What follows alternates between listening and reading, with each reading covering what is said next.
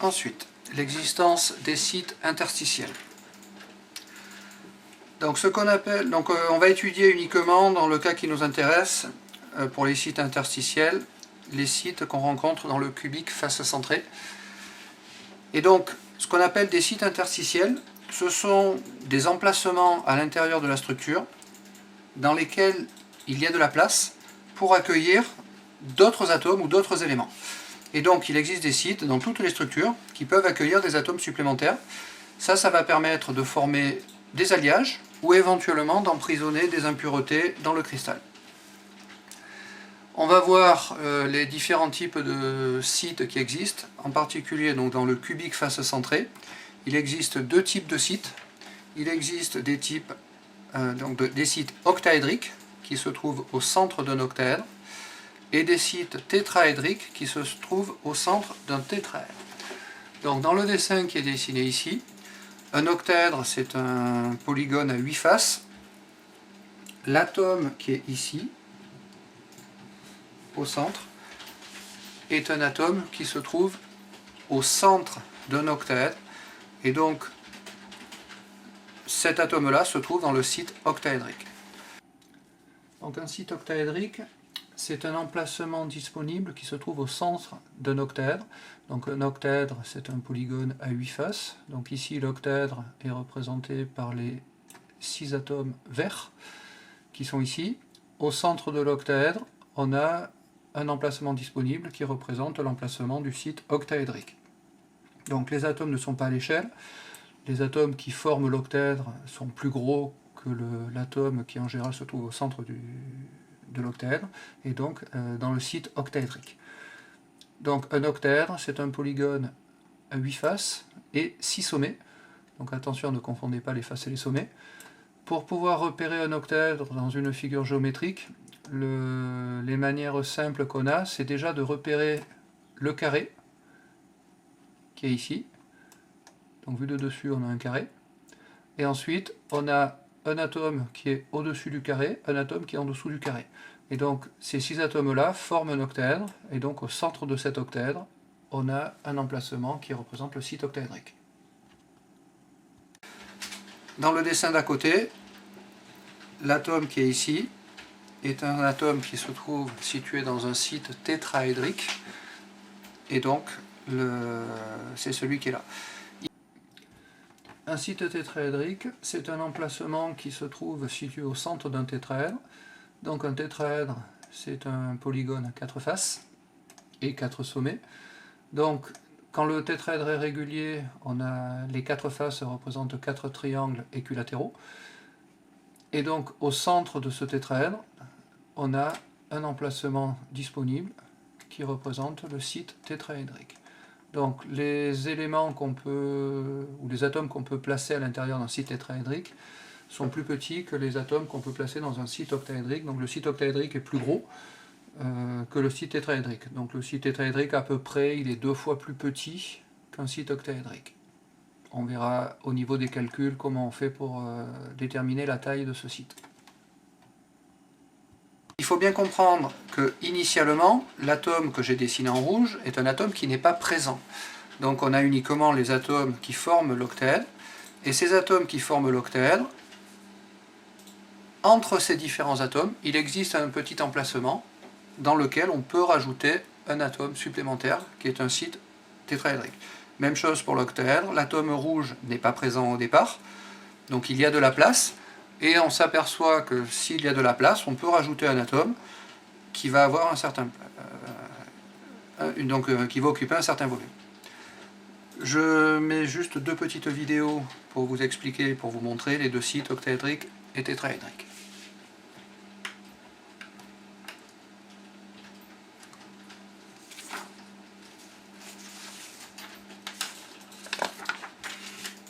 Donc, on va maintenant définir où se trouvent les sites octaédriques dans un réseau cubique à face centrée. Donc on va travailler sur ce schéma qui est ici. Vous avez ici une adresse web sur laquelle vous pouvez visualiser les sites octaédriques qui sont présents dans un atome, enfin dans une structure, et en particulier dans un cubique face centrée. Donc pour visualiser nos sites octaédriques, on va déjà placer les atomes qui forment la maille cubique face centrée. Donc la maille cubique face centrée, je l'ai dessinée en gros ici. Donc j'ai un atome au sommet du cube.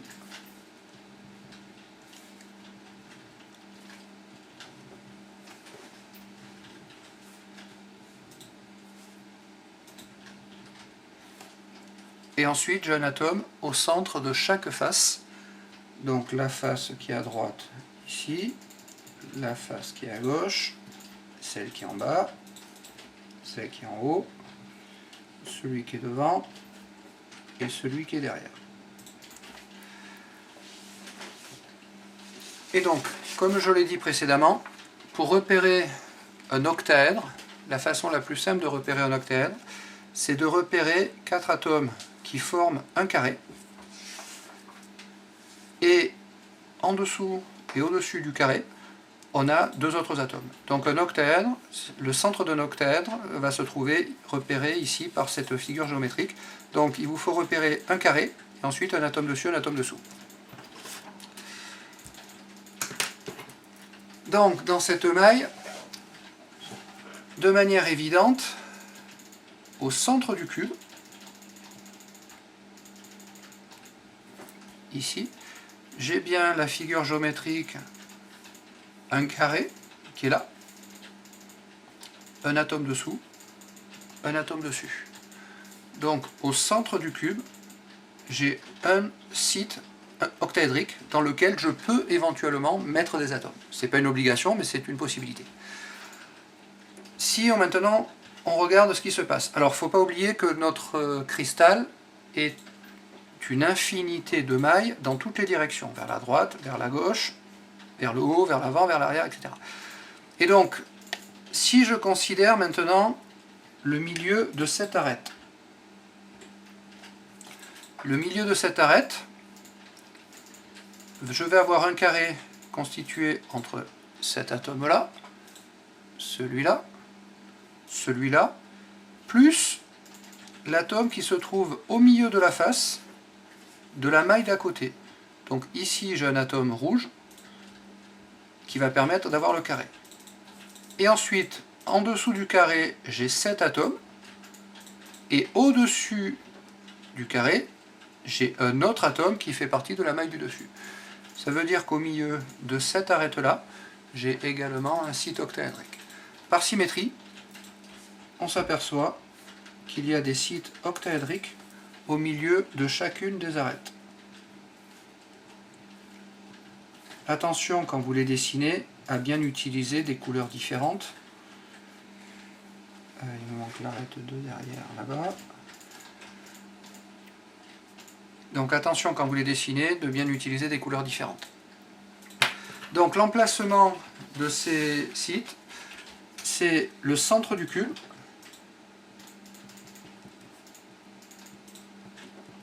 plus le milieu des arêtes.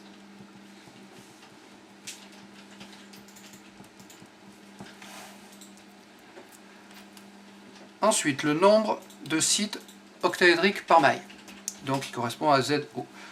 Ces sites octaédriques, on va les compter exactement de la même manière qu'on compte les atomes dans une maille, qui correspondent au nombre d'atomes qui appartiennent réellement à la maille. Donc les sites octaédriques, j'ai un site ici qui se trouve au centre de la maille et qui n'est partagé avec aucune autre maille. Donc celui-là compte pour 1. Et ensuite, plus ceux qui sont sur les arêtes. Le site qui est ici sur cette arête appartient à cette maille-là, mais il appartient également à d'autres mailles. Il appartient à la maille qui est à droite, il appartient à la maille qui est au-dessus, et il appartient à la maille qui est au-dessus à droite. Donc ce site-là est partagé en 4 mailles différentes, et donc s'il est partagé entre 4 mailles différentes, ça veut dire qu'il va compter pour un quart.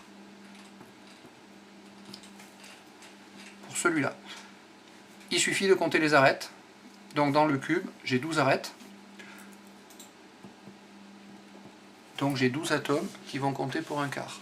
12 fois un quart, ça fait 3, plus 1. J'ai 4 sites O par maille.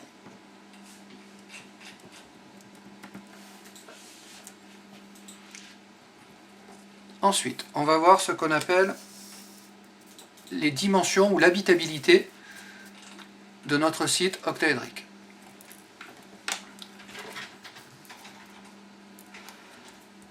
Donc, l'habitabilité d'un site O, il s'agit du rayon RO maximal d'un atome qu'on peut insérer dans ce site, alors sous-entendu, sans déformer la structure.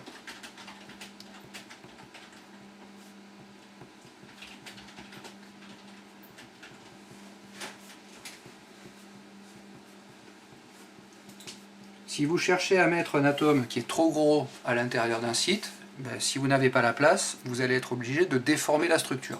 Donc ici, ça ne compte pas.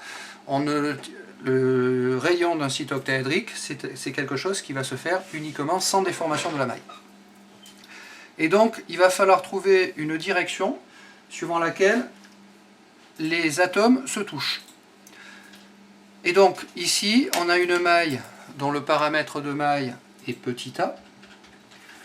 Et donc, je vais avoir contact entre un atome rouge et un atome noir qui se trouve dans un site octaédrique. Le contact va se faire suivant une arête. Et donc, la relation que je vais avoir, c'est que R plus RO, c'est-à-dire le rayon d'un atome qui forme la maille, plus le rayon d'un atome RO que je place dans le site octaédrique, ça va être égal à A sur 2.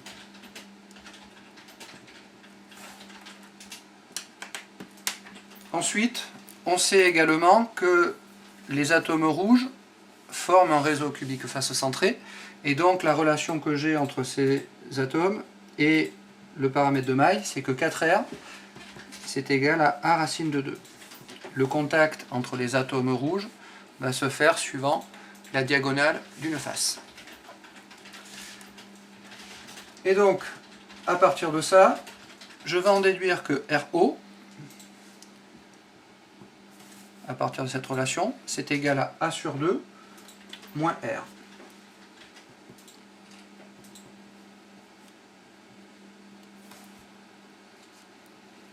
Je vais remplacer le A par A, qui est égal à 4R sur racine de 2.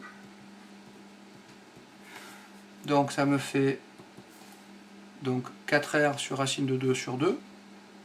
Donc 4R sur 2 racine de 2 moins R. Je vais pouvoir simplifier ici par 2. Donc je vais avoir un 2 sur racine de 2. Si j'ai 2 sur racine de 2, R moins R, je peux simplifier en haut et en bas par racine de 2. Et donc il va me rester R facteur de racine de 2 moins 1. Donc ça c'est RO. Racine de 2 moins 1, ça fait environ 0,414. Ça veut dire que un atome qu'on veut insérer à l'intérieur d'un site octaédrique dans une structure cubique face centrée, c'est un atome qui peut avoir un rayon maximal qui vaut à peu près 0,4 fois le rayon de l'atome qui forme la structure. Si on se rappelle cette figure ici, où on a notre schéma en modèle éclaté, notre site octaédrique, c'est un site qui va se trouver ici.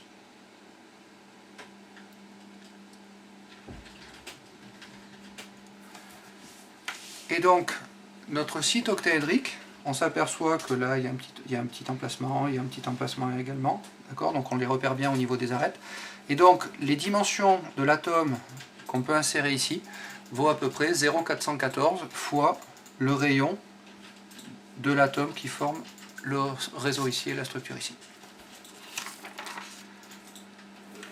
Ensuite, les sites tétraédriques. Donc les sites tétraédriques, toujours à l'intérieur d'un réseau cubique face centré. Donc vous avez ici une adresse web qui vous permet d'aller les visualiser. Et donc, on va redessiner notre réseau cubique face centré. Donc on a un atome au sommet du cube.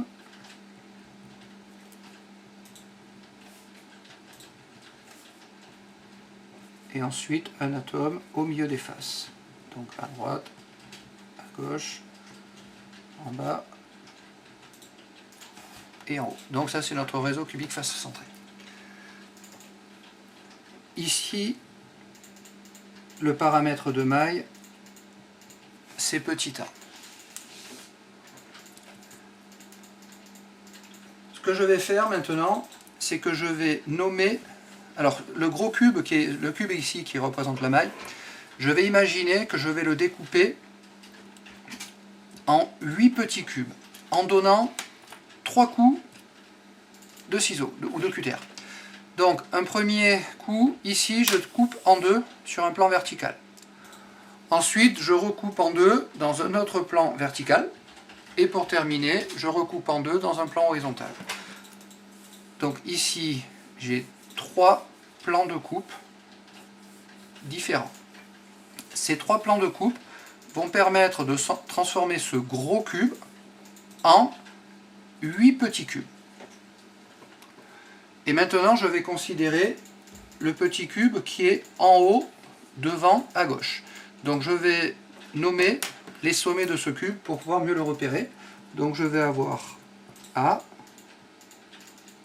B, C et D. Donc c'est la face du dessus de ce petit cube. Et ensuite E, F, G, H. Ce petit cube qui est ici va correspondre au petit cube qui est à côté. Et donc je vais renommer les sommets. Donc A, B, C, D, E, F, G, H. Ce petit cube, c'est un petit cube qui a une arête A/2, puisqu'il correspond à un huitième du cube qui est ici. Les atomes rouges qui sont là, je vais les replacer sur ce petit cube. Donc j'ai un atome rouge en A, donc il est là. En B, j'ai pas d'atome. J'ai un atome en C. Ensuite, en G, j'ai rien. Là, j'ai oublié celui-là qui était sur la face de devant. Donc en H, j'ai un atome. Et ensuite, j'en ai un en F. Et donc ici, on voit apparaître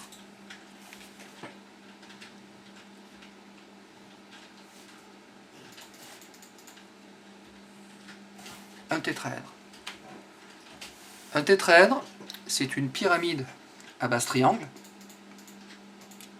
Quand on veut faire de la géométrie dans un tétraèdre, on a deux possibilités.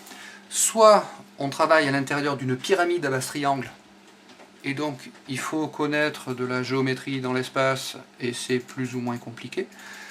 Ou alors, on arrive à voir qu'un tétraèdre, c'est une figure géométrique qui est contenue à l'intérieur d'un cube. Faire de la géométrie à l'intérieur d'un cube, c'est beaucoup plus simple que de faire de la géométrie dans une pyramide. Et donc, on a vu précédemment qu'un site tétraédrique, c'était quelque chose qui était placé au centre d'un tétraèdre. Ici, au centre du tétraèdre, je vais avoir un emplacement qui correspond au site tétraédrique. Ça veut dire qu'au centre de ce petit cube, ici, j'ai un site tétraédrique. Donc je vais le représenter ici sur la perspective. Il est là. Par symétrie, je m'aperçois que je vais avoir un site tétraédrique au centre du tétraèdre qu'on obtient sur la figure géométrique obtenue derrière. Donc le petit cube qui est en haut, derrière, à gauche, il va y avoir un site tétraédrique. Le petit cube qui est en haut, devant, à droite, même chose, je vais avoir un site tétraédrique. J'en ai un derrière ici. Donc j'en ai 4 en haut. Et par symétrie, j'en ai 4 en bas également. Attention, ce dessin en perspective, c'est un dessin qui n'est pas spécialement facile à voir. C'est beaucoup plus simple de raisonner sur le petit cube qui est ici. Petite remarque, si on vous demande de dessiner en perspective l'emplacement des sites tétraédriques, si vous vous limitez simplement à faire un dessin, c'est très risqué, parce que pour arriver à voir quelque chose sur un dessin en perspective, ça nécessite 2 éléments. Le premier élément, c'est qu'il faut que votre dessin soit parfait. Donc ça suppose que vous soyez capable de dessiner parfaitement. Et ensuite, même si le dessin est parfait, vous risquez peut-être d'avoir du mal à voir ce qui se passe. Par contre, si votre dessin est mal dessiné, même si vous arrivez à voir dans l'espace, votre dessin est faux, et donc vous ne pouvez pas avoir les points le jour du concours. Donc faites attention quand on vous demande de dessiner ça, donc vous n'avez pas le choix, on vous demande de le dessiner, donc vous le dessinez. Par contre, je vous conseille très très fortement de compléter le dessin avec un petit schéma explicatif qui montre que vous avez un site au centre des huitièmes de cube, ou alors vous faites une petite phrase pour expliquer tout ça. Mais si vous vous limitez simplement à ce dessin en perspective est très risqué, parce que vous risquez de ne pas avoir les points. Ensuite, on va définir et on va calculer le nombre de sites tétraédriques. On a vu qu'on avait un site tétraédrique au centre de chacun des petits cubes. Les petits cubes, on en obtient 8 si on découpe notre gros cube en 8. Le nombre de sites tétraédriques, c'est 8, qui comptent chacun pour 1. Donc on a 8 sites tétraédriques par maille. Ensuite, l'habitabilité, c'est la même définition que précédemment. L'habitabilité, ça représente le rayon maximal d'un atome qu'on peut insérer à l'intérieur d'un site tétraédrique. Et donc il faut trouver à quel endroit il va y avoir un contact entre les atomes qui forment la maille, donc ici les atomes rouges, et un atome qui se trouve à l'intérieur d'un site tétraédrique. Donc ici c'est le noir. Le contact se fait quand on a la distance la plus petite. La distance la plus petite, elle est obtenue ici. C'est cette distance qu'il faut arriver à exprimer. Cette distance noire, là, elle vaut RT, donc le rayon d'un atome qu'on insère dans le site tétraédrique, plus R. Et ensuite, il faut exprimer cette distance-là en fonction du paramètre de maille, petit a. Donc, petit a, c'est le paramètre de maille de la grosse maille. Le petit cube qui est ici a une arête A sur 2. Le site tétraédrique se trouve exactement au centre du cube. S'il est exactement au centre du cube, ça veut dire qu'il est à la moitié de la grande diagonale. La grande diagonale de ce petit cube, ça vaut A sur 2 racine de 3. La moitié de la diagonale, ça vaudra A sur A racine de 3 sur 4. Et donc maintenant, on va pouvoir calculer l'habitabilité, donc le rayon du site tétraédrique en fonction de R. On repart de cette expression, et donc je vais avoir RT qui est égal à A racine de 3 sur 4 moins R. Or, je sais que 4R est égal à A racine de 2, puisque je suis dans un réseau cubique face centré. Donc ça veut dire que A est égal à 4R sur racine de 2. C'est le même calcul qu'on a fait juste au-dessus. Et je vais remplacer A dans cette expression. Et donc, je vais avoir racine de 3 sur 4 fois 4R sur racine de 2 moins R. On peut simplifier par 4. Et donc, il va me rester un R facteur de racine de 3 sur racine de 2 que je mets sous la forme racine de 3 demi moins 1. Si on fait l'application numérique, on trouve que RT vaut à peu près 0,225 R. C'est le résultat qui est ici. Le site tétraédrique donc, se trouve au centre d'une pyramide à base triangle. En gros, vous prenez 3 balles de ping-pong, vous les posez les 3 l'une à côté de l'autre.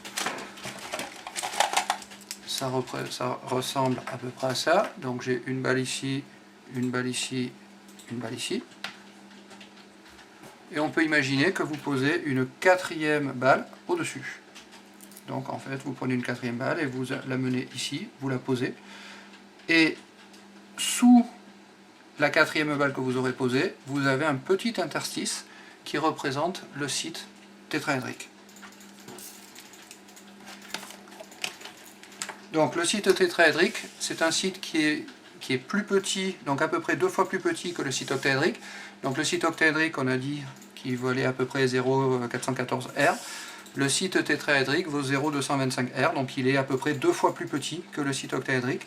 Donc les atomes qu'on mettra dans des sites tétraédriques sont des atomes qui sont beaucoup plus petits que les atomes qu'on met dans des sites octaédriques.